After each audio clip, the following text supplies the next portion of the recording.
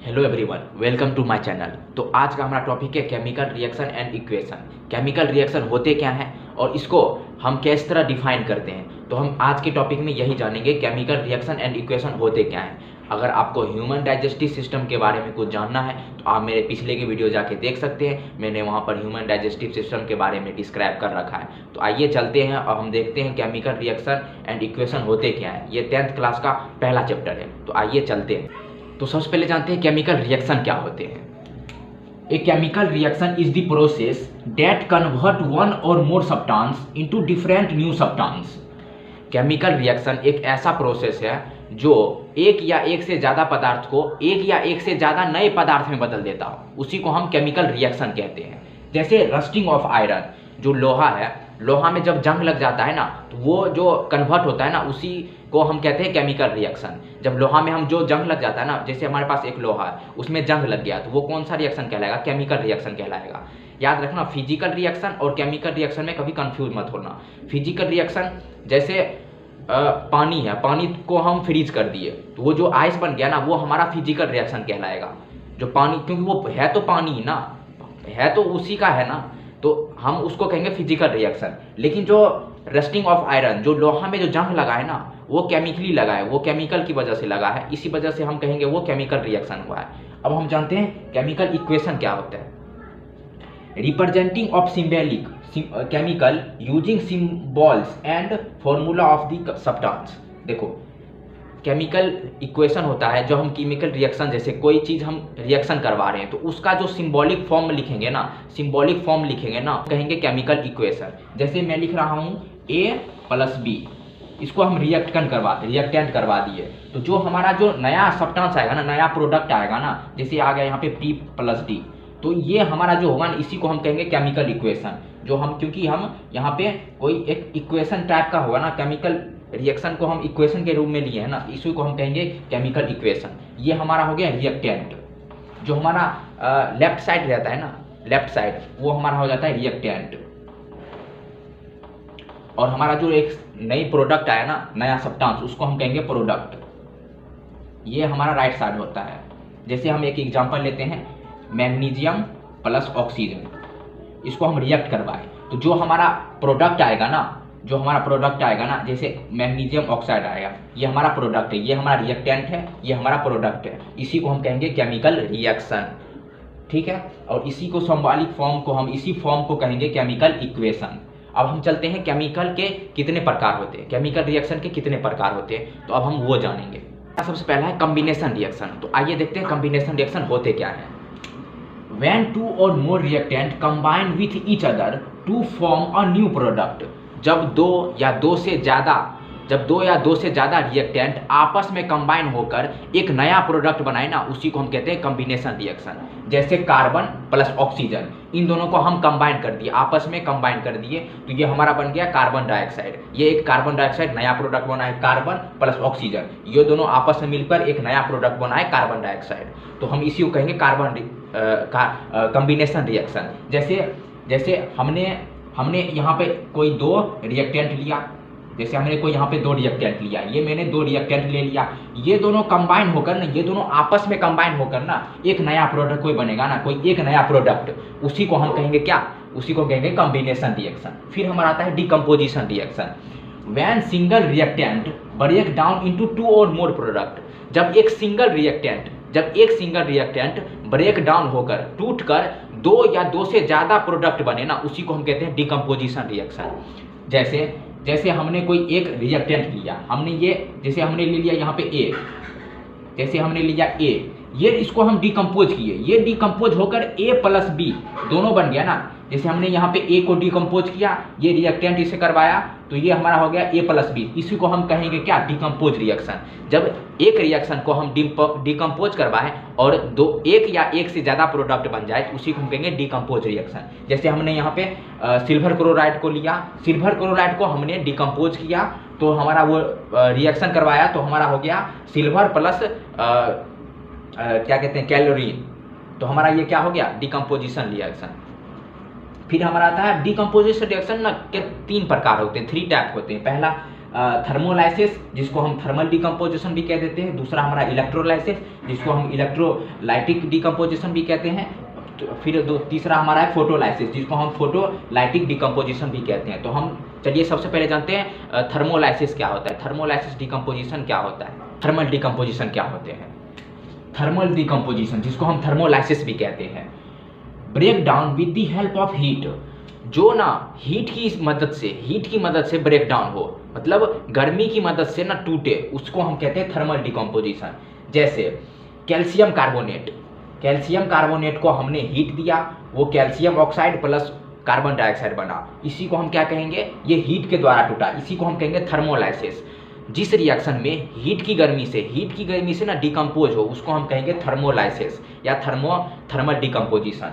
फिर हमारा आता है फोटोलाइसिस, जिसको हम फोटो डिकम्पोजिशन भी कहते हैं। Break down with the help of sunlight, जो सूरज की किरणों से टूटे, उसको हम कहेंगे फोटोलाइसिस। जैसे सिल्वर क्लोराइड को हमने सनलाइट दिया, उससे हमारा क्या हो गया, सिल्वर प्लस क्लोरीन दो डिकम्पोज हो गया और ये प्रोडक्ट बन गया, तो हम इसको कहेंगे फोटोलाइसिस। जो सनलाइट की मदद से टूटे, उसको हम कहेंगे फोटोलाइसिस या फोटो डिकम्पोजिशन। फिर हमारा आता है इलेक्ट्रोलाइसिस, जिसको हम इलेक्ट्रोलिटिक डिकम्पोजिशन भी कहते हैं। Break down with the help of electricity, जो करंट की मदद से टूटे, उसको हम कहेंगे इलेक्ट्रोलाइसिस। जो करंट की मदद से टूटे, हम उसको कहेंगे इलेक्ट्रोलाइसिस। जैसे H2O में हमने H2O यानी वाटर को हमने इलेक्ट्रिसिटी दी, वो तो ब्रेक डाउन हो गया हाइड्रोजन प्लस ऑक्सीजन में, तो ये हमारा आएगा इलेक्ट्रोलाइसिस। जिसमें हम करंट की मदद से कोई डिकम्पोजिशन करे, उसको हम कहेंगे इलेक्ट्रोलाइसिस। उसके बाद यही तीनों है, मेन हमारा यही तीनों है। उसके बाद हमारा आता है डिस्प्लेसमेंट रिएक्शन। अब हम जानते हैं डिस्प्लेसमेंट रिएक्शन क्या होते हैं, तो चलिए देखते हैं। When more reactive element displaced less reactive element. Displacement reaction क्या होते हैं, जब हाई रिएक्टिव एलिमेंट है ना, high reactive element less reactive element की जगह ले ले, उसी को हम कहेंगे डिस्प्लेसमेंट। डिस्प्लेसमेंट का ही मतलब है उसको अपने जगह से हटा देना, मतलब गायब कर देना।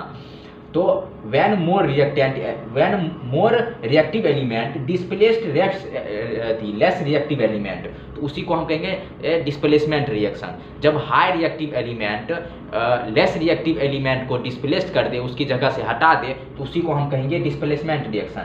जैसे Fe प्लस CuSO4 यानी कॉपर सल्फेट, जब हम आयरन और कॉपर सल्फेट को आयरन सल्फेट प्लस कॉपर, आप देखो कहोगे यहाँ पे हमें कैसे पता चला यहाँ पे डिस्प्लेसमेंट हुआ है। देखो जो Fe है ना, Fe आयरन, वो कॉपर से ज़्यादा हाई रिएक्टिव है। अगर आपको हाई रिएक्टिव एलिमेंट नहीं है, तो सबसे पहले आपको वो याद करना पड़ेगा, जो सबसे पहले कौन आता है फिर कौन आता है।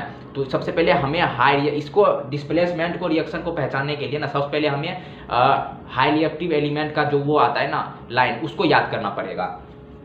जैसे हमारा यहाँ आयरन, ये हमारा मोर रिएक्टिव एलिमेंट है कॉपर से हमारा मोर रिएक्टिव है Fe, तो ये कॉपर की जगह ले लेगा, ये बन जाएगा हमारा, जैसे यहाँ पे है Fe प्लस CuSO4 मतलब आयरन प्लस कॉपर सल्फेट, तो ये बन जाएगा आयरन सल्फेट प्लस कॉपर। ये कॉपर को डिस्प्लेस्ड कर देगा, कॉपर को हटा देगा और कॉपर की जगह आ जाएगा, तो ये हमारा हो जाएगा आयरन सल्फेट प्लस कॉपर। तो हम इसी को कहेंगे displacement reaction.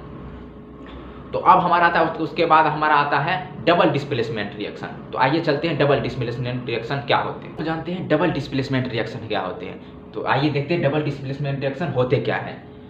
When two reactant exchange their ions to produce product, जब कोई रिएक्टेंट है ना, वो आपस में अपना आयंस एक्सचेंज कर ले, उसी को हम कहते हैं डबल डिस्प्लेसमेंट रिएक्शन। जब दो रिएक्टेंट आपस में अपना आयंस एक्सचेंज कर ले, यानी आप अदला बदली कर ले एक तरह से, अगर नॉर्मल भाषा में कहे तो अपना आयंस एक दूसरे को लेन देन कर दे, तो उसी को हम कहते हैं डबल डिस्प्लेसमेंट रिएक्शन। जैसे यहाँ पे था हमारा sodium sulphate plus barium chloride, sodium sulphate plus barium chloride. अब ये देखो आपस में अपना आयंस एक्सचेंज कर लिए हैं, ये हो गया barium sulphate plus sodium chloride, तो ये हमारा क्या हो गया, एक्सचेंज कर लिया ना अपना आयंस, इसी को हम कहेंगे डबल डिस्प्लेसमेंट रिएक्शन।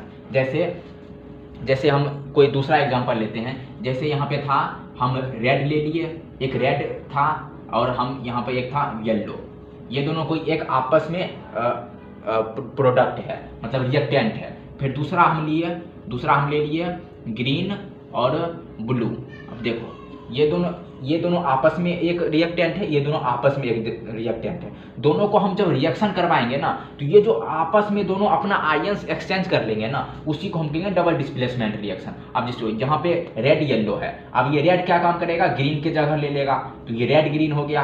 अब ये येलो ब्लू क्या करेगा, प्लस में येलो ब्लू क्या करेगा, पहले येलो और ब्लू आपस में रिएक्शन हो जाएगा, आपस में दोनों एक्सचेंज कर लिया ना, ये दोनों आपस में एक्सचेंज कर लिया ना, और प्रोडक्ट बनाया ना, जो नया प्रोड्यूस किया ना प्रोडक्ट, उसी को हम कहेंगे डबल डिस्प्लेसमेंट रिएक्शन। फिर आता है हमारा रिडॉक्स रिएक्शन। अब रिडॉक्स रिएक्शन क्या होते हैं ये जानते हैं। When oxidation and reduction in one reaction, जब किसी रिएक्शन में ऑक्सीडेशन एंड रिडक्शन दोनों हो तो उसी को हम कहते हैं रिडक्स रिएक्शन। जैसे CuO plus H2, copper oxide plus hydrogen, इन दोनों को जब हम रिएक्शन करवाए तो ये हमारा बन गया कॉपर प्लस हाइड्रोजन। देखो पहले तो हमारा था ये कॉपर ऑक्साइड, अब देखो ये यहाँ से यहाँ क्या हो रहा है, ये अपना ऑक्सीडेशन, ये यहाँ से ये हमारा क्या हो गया रिडक्शन, ये हमारा हो गया रिडक्शन।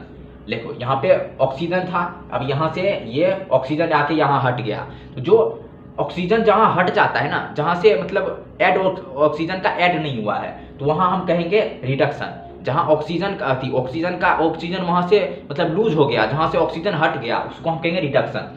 और जहाँ ऑक्सीजन गेन हुआ है, जहाँ पर ऑक्सीजन ऐड हुआ है, देखो यहाँ पे H2 था ना, पहले हाइड्रोजन था ना, उधर जा प्रोडक्ट में जाकर H2O हो गया, तो यहाँ पे ऑक्सीजन ऐड हुआ है, इसको हम कहेंगे ऑक्सीडेशन, इसको हम कहेंगे ऑक्सीडेशन। जहां पर ऑक्सीजन का ऐड हो जाना, मतलब ऑक्सीजन जहां पे गेन हो गया वो हमारा हो गया ऑक्सीडेशन। जहां से हाइड्रोजन गेन हो गया और ऑक्सीजन लूज हो गया वो हमारा कहेगा रिडक्शन। उसके बाद हमारा आता है एक रेंसिडिटी। तो आइए जानते हैं अब हम रेंसिडिटी। वैसे ये तो उसका टाइप ऑफ रिएक्शन का तो नहीं है, ये एक तरह से रेंसिडिटी हमें पढ़ना है तो हम वो जानते हैं रेंसिडिटी हमें क्या होता है। तो आइए चलते हैं, अब जानते हैं हम रेंसिडिटी क्या होता है। रेंसिडिटी क्या होता है, देखो रेंसिडिटी जब हम कोई खाना रखते हैं ना, जब हम कोई फैट ऑयली खाना रखते हैं ना, उसमें जब ऑक्सीजन, जो देखते हो कभी कभी खराब हो जाता है, मतलब बदबू स्मेल अजीब आने लगता है स्मेल, उसमें क्या होता है वो एक तरह से हमारा रेंसिडिटी हो जाता है, वो ऑक्सीडाइज हो जाता है, मतलब उसमें ऑक्सीजन ऐड हो जाता है और वो स्मेल मारने लगता है। आपने देखते होगे जैसे कोई ऑयली खाना रखे हो, गर्मी के मौसम में सुबह होते ही वो खराब हो जाता है। क्यों? क्योंकि उसमें वो ऑक्सीडाइज हो जाता है, मतलब खराब हो जाता है बिल्कुल, उसमें ऑक्सीजन ऐड हो जाता है, इसी वजह से वो हमें स्मेल भी देने लगता है, उसी को हम कहते हैं रेंसिडिटी। उसके बाद हमारा एक केरोसिन होता है, जैसे कोई मेटल है ना, मेटल में अगर जंग लग जाता है ना, उसी को हम केरोसिन कहते हैं। जैसे बरसात में मौसम में देखते होंगे दरवाजा है ना, दरवाजे पे हमें जंग लग जाता है, वो किस वजह से, उसमें जो हवा के नमी से जो पानी है ना, पानी उसमें रह जाता है और क्या काम करता है वो ऑक्सीडाइज हो जाता है, इसी वजह से वो जंग लग जाता है। उसको हटाने के लिए हम देखते हैं उस पर गेट दरवाजे पे मतलब दरवाजे पे जंग ना लगे, इसके लिए हम देखते हैं उसमें पेंट वेंट करके रखते हैं, तो इसी वजह से हम रखते हैं क्योंकि उसमें जंग ना लगे, ऑक्सीडाइज ना हो जाए। तो बेसिकली हमारा यही दो पार्ट था। आई होप आप समझ गए होंगे। अगर ये वीडियो अच्छी लगी हो तो एक लाइक और एक सब्सक्राइब कर देना। धन्यवाद।